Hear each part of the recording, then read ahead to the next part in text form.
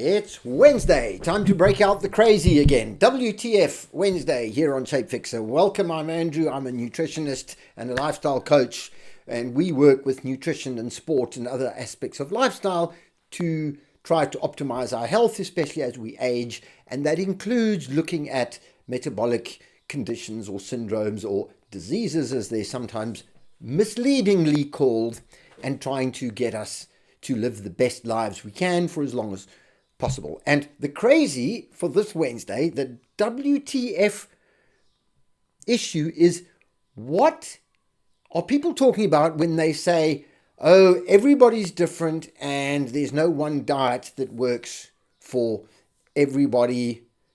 Hang on a minute. That's true if some of us are giraffes and some of us are tigers, but guess what? We're all the same species. So that is utter nonsense. We have way more in common than those tiny little individual things that make us unique. And when it comes to metabolism, we all work the same way. We have the same organs. The organs have the same functions. They are operated by the same hormones, secreted by the same glands, and in response to the same external stresses and issues. Now, you may be allergic to something, so that one thing, I don't know, peanuts. You can't have peanuts. Other people can eat peanuts. Not that peanuts are a good idea. They are very inflammatory. But generally speaking, our need for protein, our need for proper healthy fatty acids, those are all the same. Our need for various vitamins and electrolytes, of course they're the same. We operate the same way. So you can't say that two totally extreme diets on opposite end of some kind of spectrum are both perfectly good, because they can't be. It just doesn't make sense. And I think the narrative around this is generally driven by people who have an agenda. So there may be a cultural agenda or cultural pressure or a religious driver. Fine, that's your personal choice. That doesn't mean that's your ideal diet from a biological or a health point of view. It means it's your ideal diet in terms of what you can tolerate socially and what you are comfortable with. Different issue. When it comes to biology, the perfect diet is the diet that contains the most nutritious food, with the most nutrient-dense food, with the best combination of minerals, vitamins, electrolytes, other macronutrients, proteins, the appropriate proteins, so you get the correct amino acids, and healthy fats. That's the best diet. That's it. So arguing about it, either you have a social or religious agenda, or it's driven by money.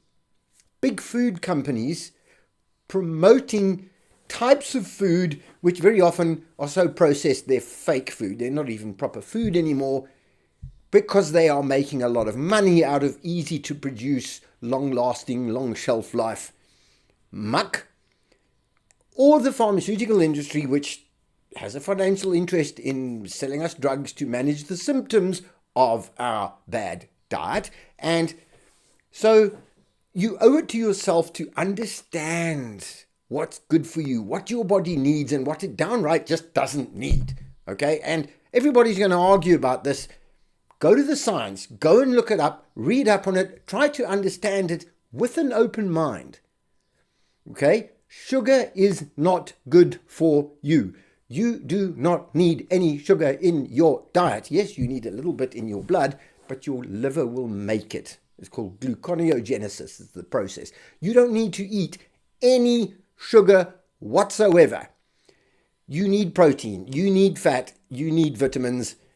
You need to be on a low sugar diet, a ketogenic diet. If you're on a carnivore version of a ketogenic diet, that is absolutely fine. You will get everything you need from the animal foods.